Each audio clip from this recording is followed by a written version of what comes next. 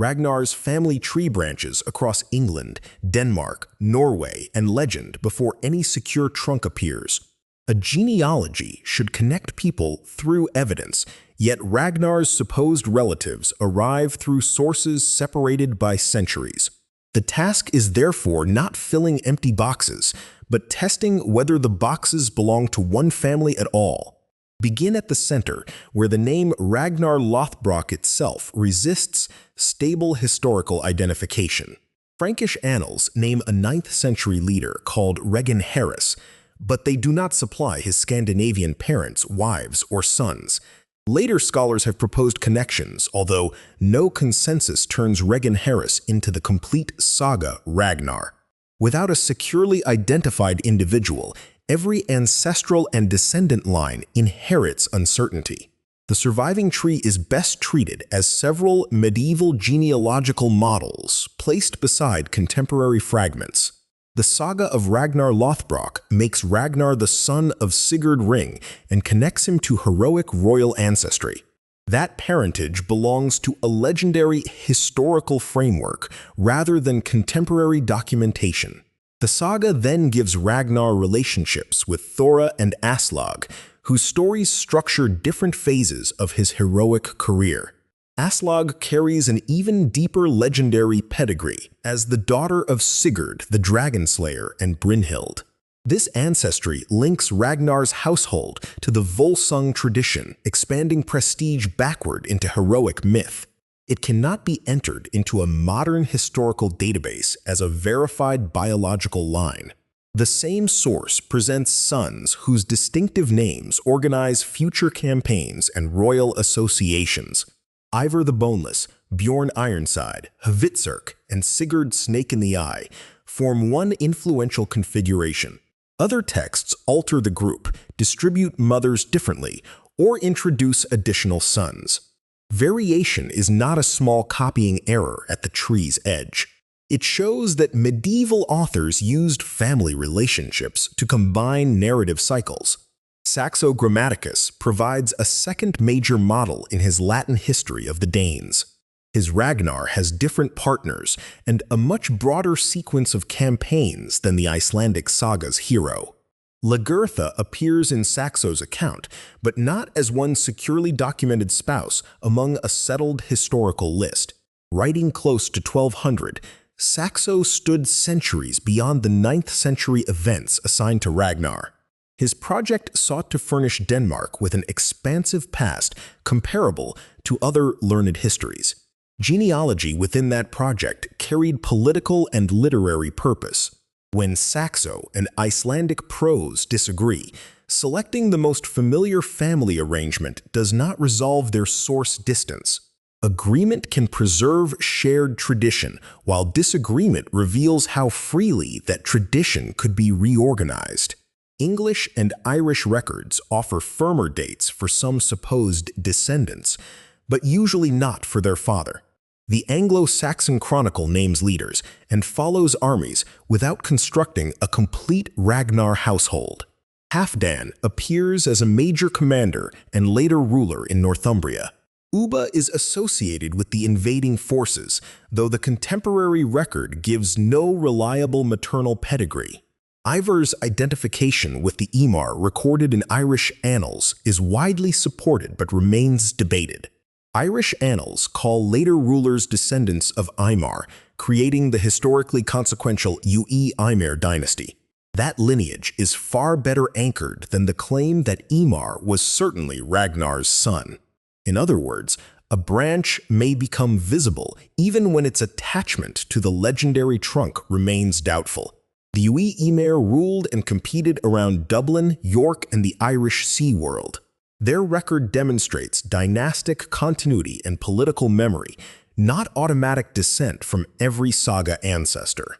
Names recurring within ruling families can support relationships, but early medieval name repetition also creates dangerous coincidences. Bjorn Ironside illustrates the problem from another direction.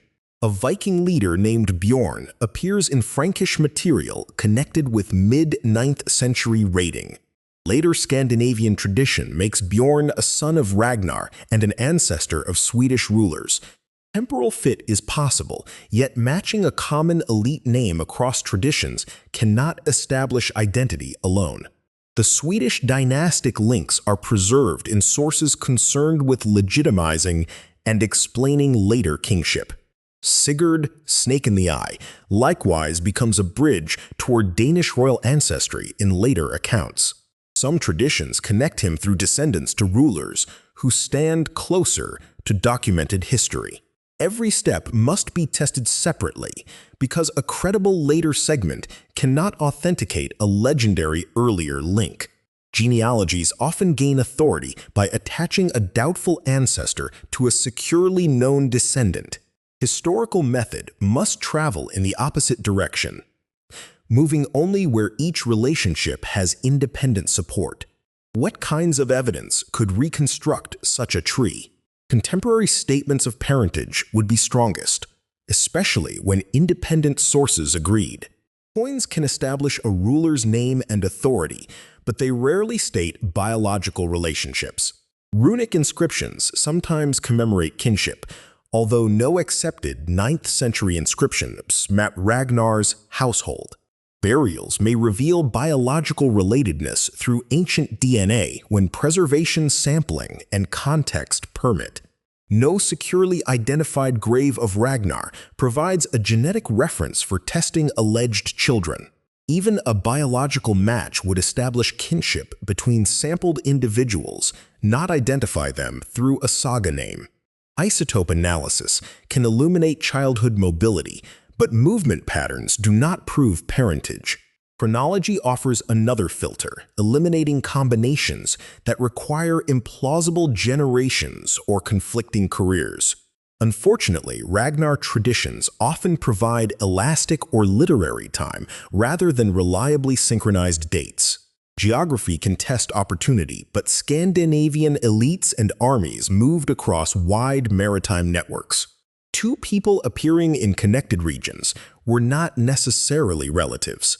Royal pedigrees pose a special problem because their purpose extended beyond preserving household memory.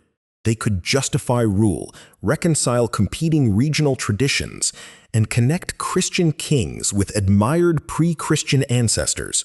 A prestigious forefather shortened the symbolic distance between recent power and ancient legitimacy.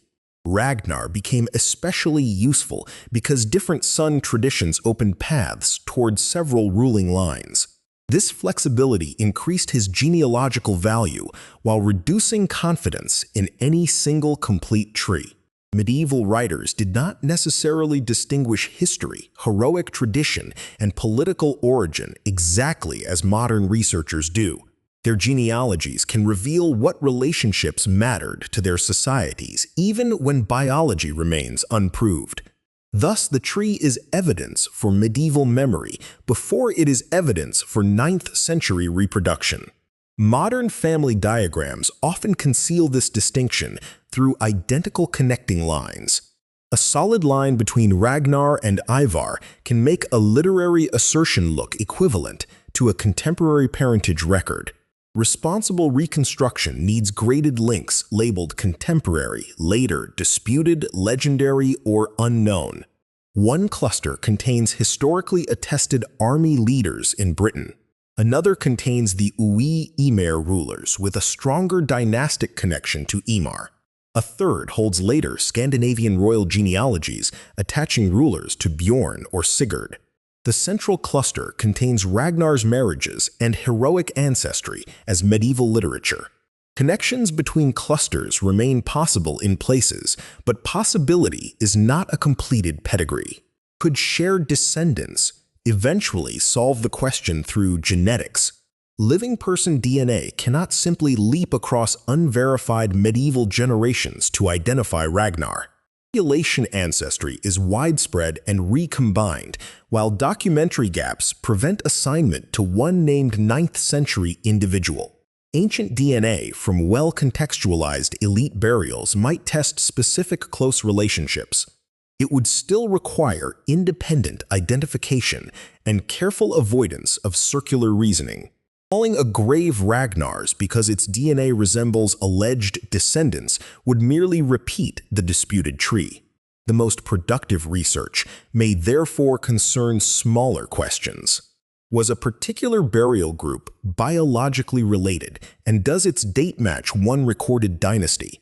Can manuscript comparison show when a certain son first entered Ragnar's family? Do independent annals support the same identification of Ivar and Ímair?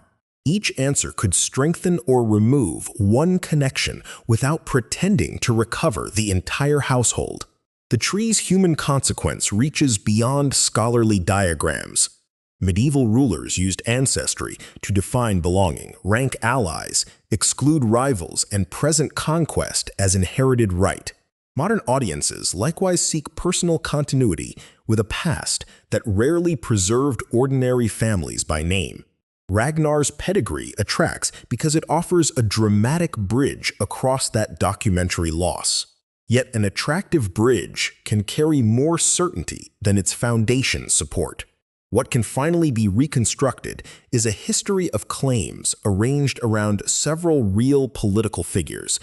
We can map which text names each spouse, son, ancestor, and descendant.